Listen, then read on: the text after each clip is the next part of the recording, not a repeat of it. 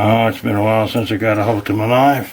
Alrighty, we're getting ready to make ham, like I said. There is #1 cure, pink salt, Prague powder. You can find it, I believe I got that off Amazon. And I've got a heaping tablespoon right there of the curing salt. I've got a cup of white sugar. I've got a cup of brown sugar. And I've got, I guess, probably about 3/4 of a cup of cannon salt there. Now I'm going to add to this about a heaping teaspoon of cloves. And then we're going to inject it. And we're going to do about a gallon of water when it's all said and done. So we'll be back. Alright, what I got here is about a quart of water. I'm going to go in with the sugar. We're going to go in with the sugar. We're going to go in with the salt, the white salt. And we're going to go in with the heaping teaspoon of cloves. I'm going to save this just a little while till I get ready. I'll put that in last, curing salt. So just kind of want to get this mixed up a little bit. I always like cloves with my ham. It's also good with beef. I've been after they call a Virginia baked ham. That's got cloves and pineapples and some little Marciana cherries, but I've never really been able to get that taste from my childhood in these mixes. I can still feel a little bit down there. I'll keep mixing this up until it's dissolved. Like I said, we got a quart of water there. Alright, be back. Alright, what we got there is I'd say about 3.5 pounds of pork loin. I went ahead and scored the cap on it just a little bit. I'm going to put it on the grill after it's been cured, and that'll help the cure permeate a little bit, and it'll also help render that a little bit more when I put it on the grill. Next up, we're going to be injecting. Stay tuned. Alright, there's a gallon of water in our mix. I'm going to put our heaping tablespoon of cure in there now. And I like to put that in last. I want to get it to the meat, I guess. I don't know if it makes much difference, but I want to get it to meat as quick as I can. So right there is our gallon of water, cup of brown sugar, cup of white sugar, and a cup of kosher. That's the original recipe, but the salt's not the key. It's the pink salt. So anyways, we got I don't know, about 3/4 of a cup of cannon salt in there, and also I added a little cloves. Alright, I think we're up there.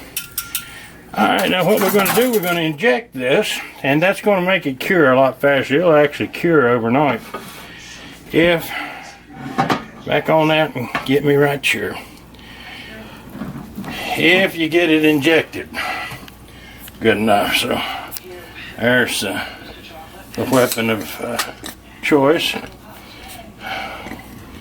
Alright.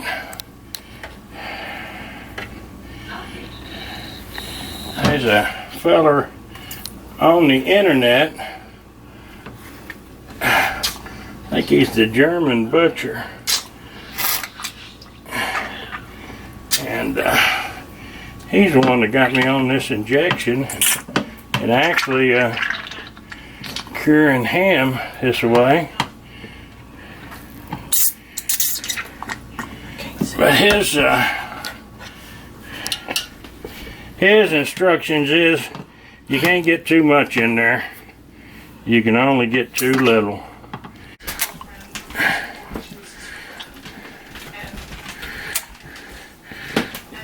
A bigger piece of meat, you'd want to do this about every inch, I guess. But I'm having a hard time finding a place to keep it in there. It keeps coming out.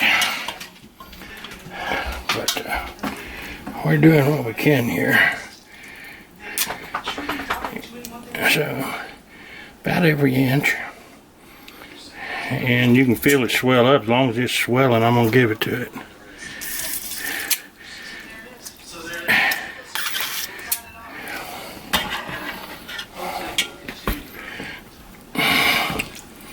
It's coming right out.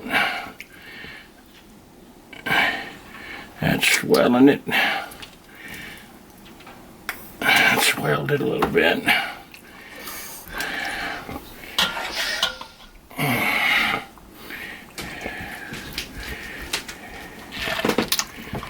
Alright. Like I was saying, he was allowing, and he's telling you the truth. You can't get too much in there, only not enough. Of course, this is kind of all cold method, and when I cook it, I'll cook it hot enough that there's no cold smoke or anything involved in it. So we'll cook it at about 275, somewhere around there, I guess, till it reaches about 150, and so it's not like curing sausage or such in or ham in cold smoke or smokehouse. So it's pretty safe all the way around. We'll wind up injecting this the best I can do, and then we'll put it in the bag with that gallon of water and let her sit overnight, maybe till the next morning. Then we'll put it on the smoker and or the grill. I just got a grill. All right, here it is in the bag. Like I said, follow that recipe there. That's in the gallon of water. And that loin I had was about I don't know, 4 1/2, 4 1/4, something like that. So we made some slices off the end, and we're going to fry them up and put them in a little tenderloin and gravy. Might freeze a jar of it to show you how we do that, so you can just go to the freezer and get you some gravy to go on your biscuits.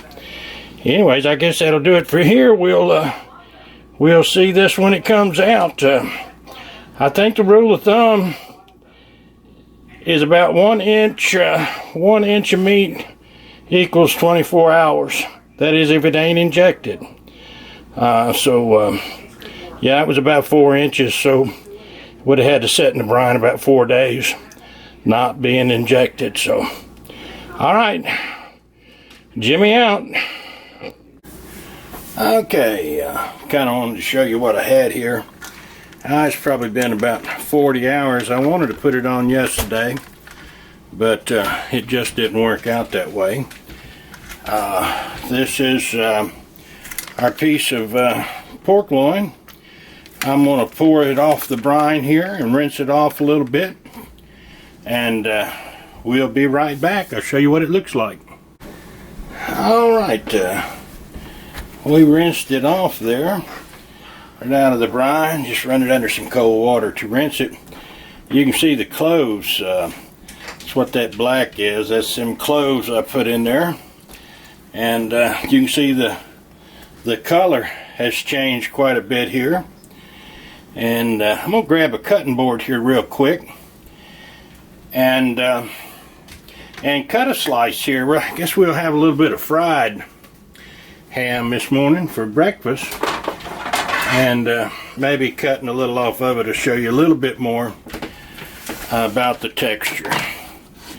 We'll try that piece right there, and let me get a knife real quick. Where Daddy's knife is. There we go. Guess we'll take it off of this end. There's a couple slices of ham we'll fry this morning. You can see the color It's well cured. It would have been ready to go yesterday, but I just couldn't get to it. But you can see the difference in color there. Take one more here, just in case. But there, we'll fry that this morning. Maybe have it with a biscuit or just with some scrambled eggs. I wanted to show you it's cured all the way through. Anyways, we'll get the grill fired up here, and we'll move on to that part of the operation. Yeah, I wanted to get a little shot of this. That's a piece of that ham I cut off earlier. We got the rest of it out there smoking, but that was fried in a skillet. A little piece of whole grain, cackleberry, and a small bit of taters there. Breakfast, the hillbillies. Works pretty good, called a smoke. Over here, I've got a couple of those Weber lighting cubes, which I like pretty good. I've got some apple wood, about 3 chunks about that size down in the bottom, and another chunk of apple wood there. I like pecan, but I'm out. And that device there is it's what they call a slow and shear. It's got a water tank right there in the front, and we've got some water getting hot on the stove, and we'll fill that tank with the water. A little bit of steam in there does wonders. Keeps the meat a little moist, helps the smoke permeate. I was going to cook this a little faster, but I think I'll kind of keep her slow for a while this morning. Right there's one of the Adobe's. Probably go about 250 or something for a little while. Try to get a little bit more smoke in my ham. But anyways, there's the fire. Started on a Weber kettle, and I do like the kettle, especially with that slow and shear there. You can get indirect heat. You can get water, a steam bath, so to speak, and it does a real good job. I'll cook over on this side here, and then maybe near the end I might roll it over and on top of the flame there a little bit, and get a little char on it. So anyways, I guess next time we come back, we might have a little bit of city ham smoking there. All right, there's our ham on, and you can see we don't have a whole lot of fire here, and we got just a little wisp of smoke. Looking good. I'll be back after a while. I come out here to take a look at the ham. We're in about an hour and 45 minutes. Oh, it's starting to look pretty good. It's starting to cool down, so I've got to poke the coals down just a little bit. And I got the other probe out here on this smoke. We're going to take a look and see what's going on inside.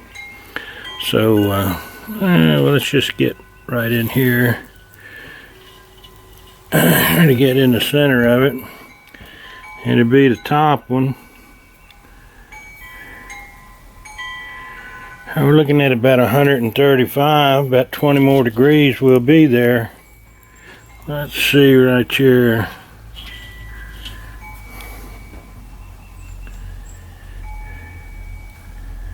It's a little cooler, looks like. So, yeah. I'll poke the coals down here. No need to see that, I don't guess. And we'll be back.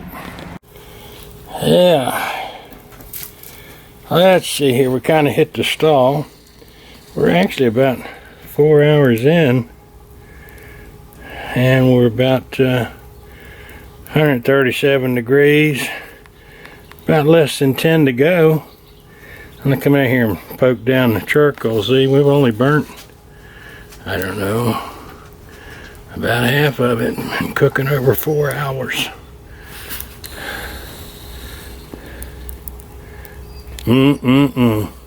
All right, we're about 5.5 hours in. was just at 145. I think that's where we're going to stop. We're still running close to 250. So we're going to start getting her off of there. Alright, we're back where we started this morning.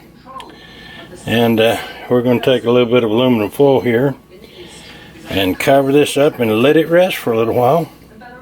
And we'll be back when we slice it. Alright, we're rolling. This is a ham that's been sitting in here for about 40 minutes or so, cooling off, maybe longer than that. We'll slice it up, show you what it looks like, and we'll be done with this.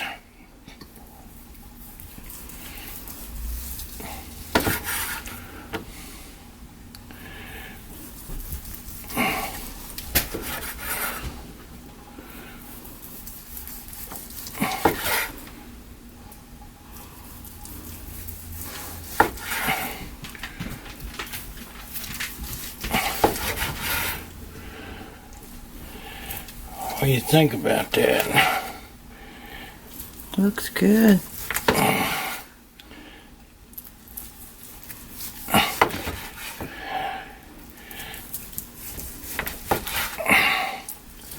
Alright, that ought to be enough to show what we got here.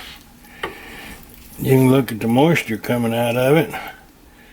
And I can see a pretty good smoke ring around it.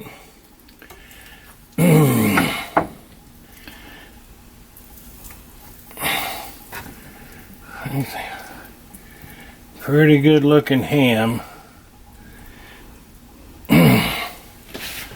Get up close up, look how moist that is.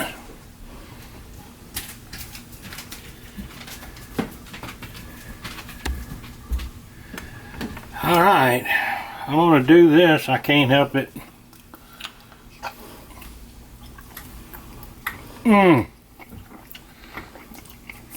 About inhaled the whole piece.